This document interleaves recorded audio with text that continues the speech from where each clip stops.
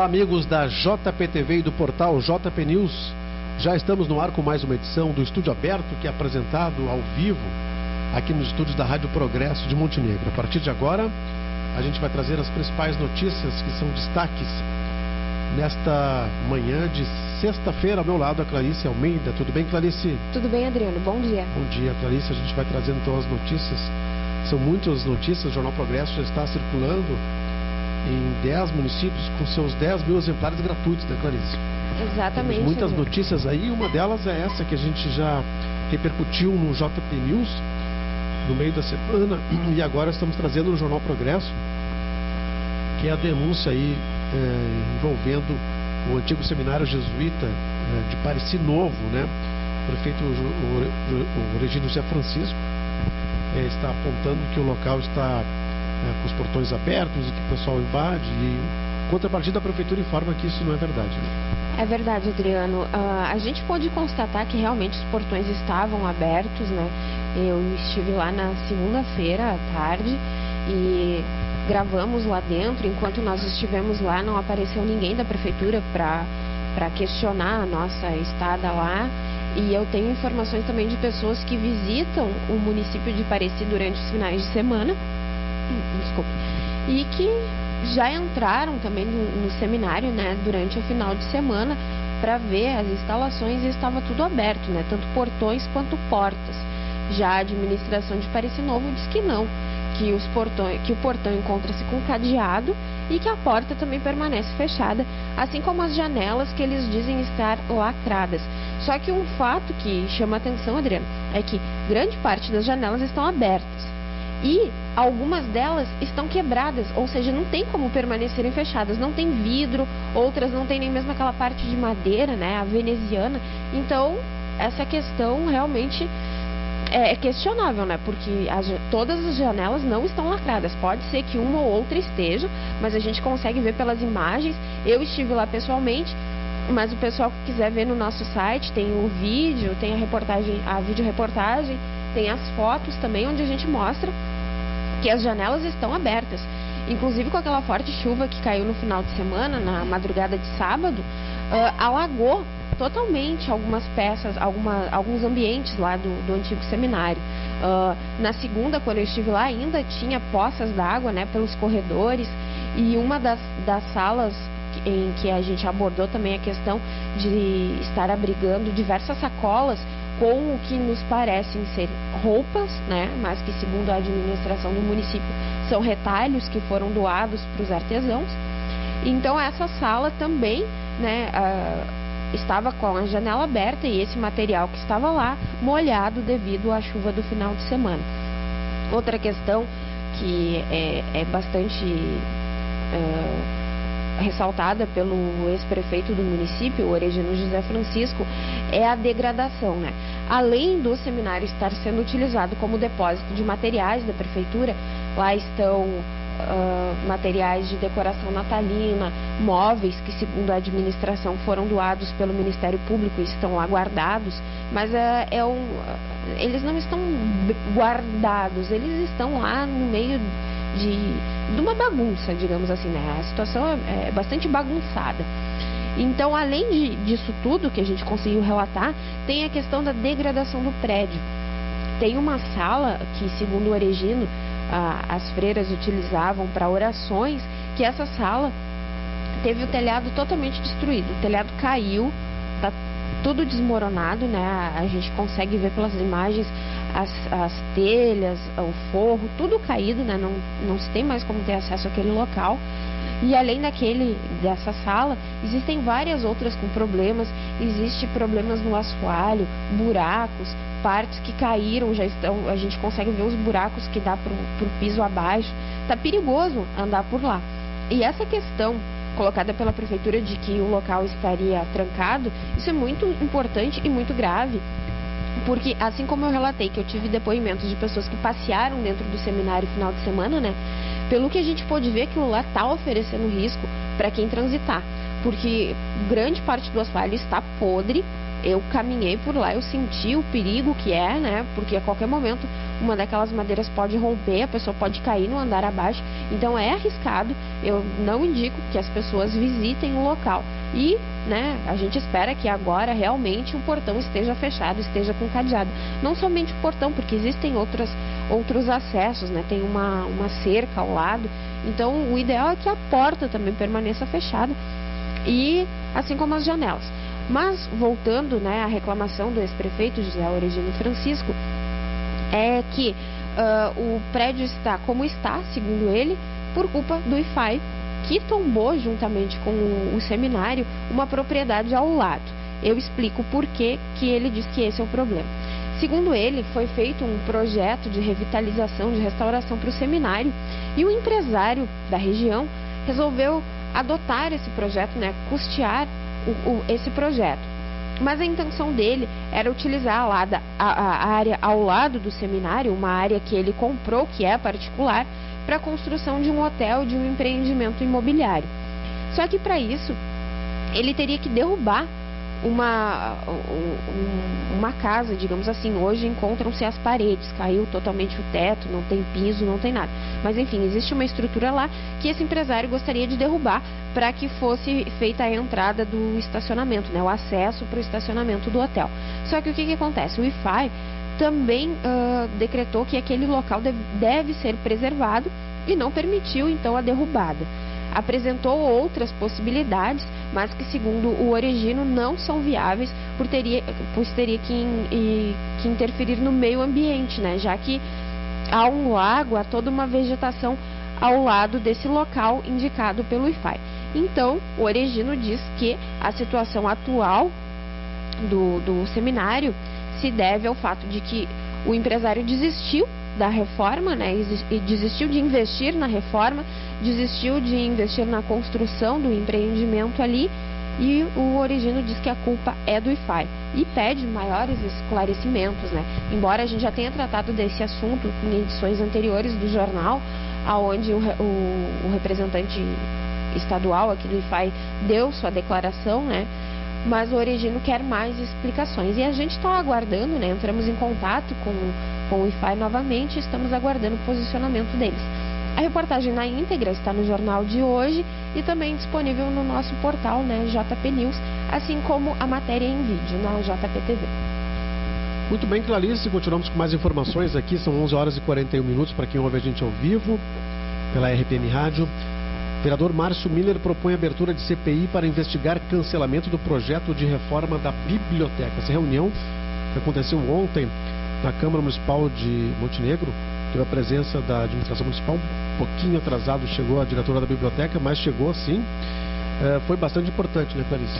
Exatamente, Adriano. Foi uma reunião que contou com a presença de várias pessoas que têm ligação com a biblioteca, né? Inclusive pessoas que nós ouvimos aqui durante a série Biblioteca, entre elas o ex-promotor de justiça, o Dr. Ernesto Lauer, né?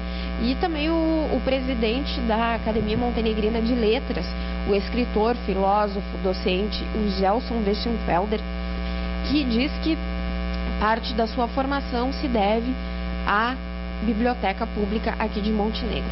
Pois bem, todos eles falaram da importância da biblioteca, né? E de que não entendem o porquê nesse entrave da obra da biblioteca, né? Mas, segundo a diretora da biblioteca, o que não fecha são os orçamentos, né? A administração municipal apresenta um valor para ser investido nessa obra, mas nenhuma empreiteira se disponibiliza a participar desse processo licitatório pelo valor que é apontado lá pelo município. Então, questões orçamentárias seriam um entrave no processo da reforma da biblioteca. Por outro lado, os vereadores querem, né, que seja mantido o projeto original, com toda a reforma, toda a ampliação prevista no projeto original. O projeto original não contemplava a acessibilidade através de um elevador, e o prefeito, Paulo Azeredo, diz que quer construir esse elevador. Mas os vereadores concordam, né? Eles não são contra a colocação desse elevador. O que eles querem é que esse processo tenha celeridade, né? Que o projeto seja desenvolvido o quanto antes. Em entrevista ao jornal Progresso na quarta-feira, o prefeito disse que uma das metas era trazer de volta o acervo da biblioteca, né, para sua sede já reformada até o início do ano letivo de 2015. Porém, o vereador Renato Kranz diz que isso não vai ser possível devido ao curto período que se tem, né, para todo o trâmite licitatório, em que através de carta convite, pelo valor que está sendo oferecido, nenhuma empresa, ele acredita que vai querer participar. Então, o que ficou definido? Ficou definido que a Câmara Municipal de Vereadores irá disponibilizar uma verba para que a Prefeitura possa colocar em prática o projeto de reforma e ampliação. Talvez tenham que ser feitas algumas mudanças nesse projeto, mas a ideia é contemplar o projeto em sua totalidade, né? Tudo que estava previsto para ser feito. Essa liberação de dinheiro será feita através daquele dinheiro que a gente já abordou aqui a questão, né, que a Câmara de Vereadores não está mais acumulando orçamento e sim dinheiro, né, mensalmente a administração pública repassa valores para a Câmara e esses valores que não vão sendo utilizados vão se somando para que posteriormente a Câmara devolva para a Prefeitura com a indicação de projetos para que seja destinado esse recurso. Então agora eles estão indicando que seja aplicado esse valor, o valor que ainda não se sabe ao certo de quanto será, mas talvez em torno de uns 200 mil reais para a reforma da biblioteca. Então essa proposta ficou de ser apresentada por o prefeito Paulo Azeredo através do vereador Ari Miller e da diretora da biblioteca, a dona Ana Valdete. A gente ainda não tem a informação de que se houve essa reunião entre o prefeito e essas duas pessoas, mas se não ocorrer hoje, deve acontecer nos próximos dias, né, a partir de segunda-feira. E ontem, no final da Câmara, no final da tarde, antes da sessão, a Câmara se reuniu, então, para discutir, para apresentar aos demais vereadores, né, os que não estiveram presentes na reunião, essa proposta do Legislativo. Só que, além disso, né, foi discutido durante a reunião questões como a abertura de uma nova CPI para apurar por que a Prefeitura, a administração não colocou em prática o projeto da forma como estava e cancelou, né, unilateralmente o contrato com a empresa que já havia vencido a licitação, enfim. E além disso, né, dessa indicação feita pelo vereador Márcio Miller, o presidente da Academia Montenegrina de Letras disse que a entidade está estudando a possibilidade de entrar com uma ação junto à Academia Brasileira de Letras no Ministério Público Federal, porque, segundo ele, é um crime previsto na Constituição, né, um crime contra a cultura e a educação, a situação em que está a biblioteca, né, fechada há mais de 600 dias e, enquanto isso, o acervo está sendo guardado em um prédio onde ficava um antigo restaurante, né, lá no Parque Centenário, prédio esse que, segundo os presentes lá, né, não oferece condições de armazenamento, né, de conservação para os documentos históricos, para os livros, não oferece condições de luminosidade. Além disso, segundo o Gelson, né, é um ambiente totalmente desfavorável ao trabalho das bibliotecárias, da direção. Ele, no início do ano, chegou a levar um termômetro dentro do prédio e constatou que lá a temperatura média ficava entre 41 e 42 graus. Então imagine, trabalhar no verão com essa temperatura e, pior ainda, os visitantes, quem é que vai ter cabeça ou condições de estudar num local com uma temperatura dessa, né? Foi relatado ainda pelo Gelson que algumas funcionárias chegavam a levar os ventiladores das suas residências para poder tentar se refrescar um pouquinho, né? Então essa situação da biblioteca segue em discussão. Semana que vem a gente traz os desdobramentos do caso.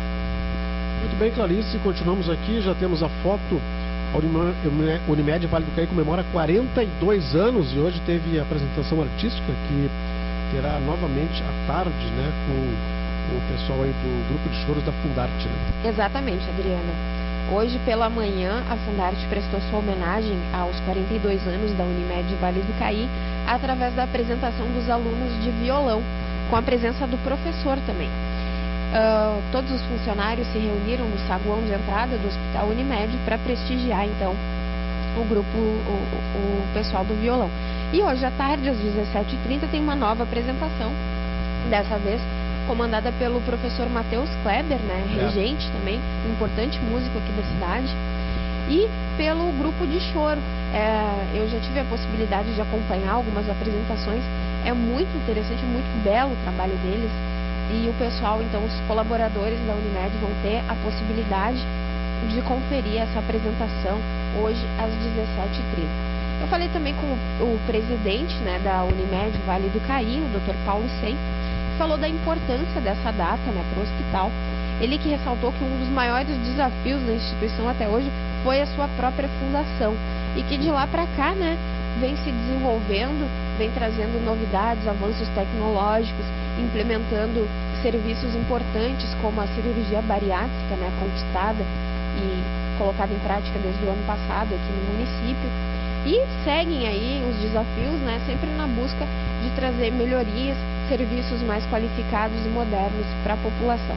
A comemoração não se restringe apenas ao dia de hoje, né? No próximo dia 14, a Unimed promove a corrida e caminhada Unimed Vale do Caí, que também tem esse propósito, né, de celebrar o aniversário, mas com o objetivo principal de promover qualidade de vida, né, de promover que as pessoas saiam da sua situação de paradas, né, para fazer alguma atividade física.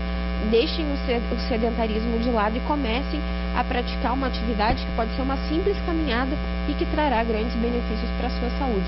A prevenção é o foco principal dessa iniciativa. Muito bem, agora vamos falar de esportes aqui dentro do Estúdio Aberto. Estamos trazendo a notícia aí no Jornal Progresso de hoje, né, de que a ACF foi campeã da Copa SESI. O evento foi realizado em São Leopoldo e a ACF de São Sebastião do Caí acabou vencendo, trouxe o caneco na categoria Sub-11. Também temos as notícias aqui: o Felipão testa 3-5-2 e time do Grêmio sem centroavante para encarar o Flamengo. O Inter continua tentando trazer o ex-atacante colorado Nilmar, né, que deve dar a resposta hoje se aceita ou não, né? Se aceita ou não jogar no Internacional. Mas o que repercute muito ainda é a questão do racismo, né? E mais uma informação chegando aqui: testemunha chega para depor sobre o caso de racismo. Mais uma testemunha está sendo arrolada para dar depoimento na polícia, né? E o auditor do STJD, que votou a favor da extinção do Grêmio, eliminação do Grêmio da Copa do Brasil, pede licença após polêmica na web. Exatamente, Adriano. A pessoa, por um lado, acha engraçado fazer postagens na internet com postzinhos, digamos, racistas também, né? Porque uma vez que tu expõe o teu semelhante de cor diferente, né? Isso é uma forma de manifestar racismo também. Então, como é que uma pessoa assim pode julgar o ato de outra, né? Por outro lado, essa situação é bastante complicada, porque ao mesmo tempo em que ela serve de exemplo, né, de punição, serve para que outras torcidas não façam isso, sabendo que estão sujeitas a prejudicarem e muito o seu time. Tem a questão da maioria pagar pela minoria, né? Porque a torcida do Grêmio conta com milhares de torcedores. Sim. Todos estão abalados, todos estão entristecidos, revoltados. Alguns, né, chegam a fazer ameaças a essa moça, o que eu não considero certo, porque eles também estão se comparando, né, a atitude dela, né? Mas enfim, a torcida toda está triste, né? Então eu acho que a punição não atingiu a essa moça especificamente ou aos demais os demais torcedores que estavam naquele grupo ali, que falaram aquelas bobagens, mas sim atinge a torcida que realmente ama o seu time, né? A torcida que torce pelo esporte e não leva para o campo essas situações de racismo, de preconceito. Então é aquele caso em que a maioria paga pela minoria. Eu acho que essa punição deveria ser revista, mas na altura que está, né, eu não sei se o recurso vai resolver, né, vai ser atendido. E sem falar na questão também do abalo dos próprios jogadores, né? É difícil dar seguimento, né? O Grêmio, que já vinha de um momento ruim, de uma fase difícil, tentando se reerguer, tentando buscar bons resultados, quando parecia que estava engrenando, passa por uma situação dessas, né? Então volta a cair aquele peso sobre a equipe do Grêmio. Ok, estamos ao vivo aqui no programa Estúdio Aberto da Rádio Progresso Montenegro, transmitido ao vivo e gravado pela JPTV. A gente traz as informações aqui do portal JP News. A informação aqui do JP News informa que a Academia Montenegrinense de Letras poderá mover ação junto ao Ministério Público Federal contra a administração pública. Já falamos sobre isso, né? É o caso da Biblioteca de Montenegro. E agora vai vir uma verba aí para a biblioteca, né? Porque, justamente como a Clarice falou antes, a Câmara de Vereadores quer dar celeridade, já que o prefeito Azeredo quer reabrir a sede da biblioteca até o início do próximo ano letivo, mas segundo os vereadores isso vai ser difícil, né? Exatamente. E uma outra questão bastante polêmica que a gente ainda não abordou, mas que vai abordar agora na sequência, Adriano, é o fato de que o prefeito está querendo, digamos assim, dividir a biblioteca. O que acontece? Ele contou que esteve na biblioteca e que viu algumas revistas, alguns livros, alguns materiais que ele acha que não deveriam estar lá. Revistas de moda, por exemplo, que ele disse que não tem uma busca tão grande pelos leitores, né? Então o que o prefeito quer? Ele quer tirar alguns materiais, né, e conduzir para o arquivo histórico do município. Só que a maioria das pessoas não concorda, porque o lugar de livros e de revistas é na biblioteca. Claro. Imagine o leitor que vai lá em busca do material, vai ser orientado a ir, né, até o acervo. Olha só, já é longe para ir até o Parque Centenário. Aí sai do Parque Centenário, tem que ir até o arquivo histórico. No caso, quando a biblioteca vir aqui para o centro, a mesma situação, né? Sai daqui e tem que ir para lá. Mas além disso, o arquivo histórico também não comporta mais. O arquivo já está cheio, não tem como receber mais materiais. E o prefeito, para mim, deu a entender que não se trata apenas de levar para o arquivo histórico. Poderão ser levados materiais para outras secretarias, para outras repartições do município, né? Então isso ia causar um grande transtorno, porque as pessoas iam ficar pipocando pela cidade para saber onde é que está o material que precisam. Então isso chamou a atenção dos vereadores também.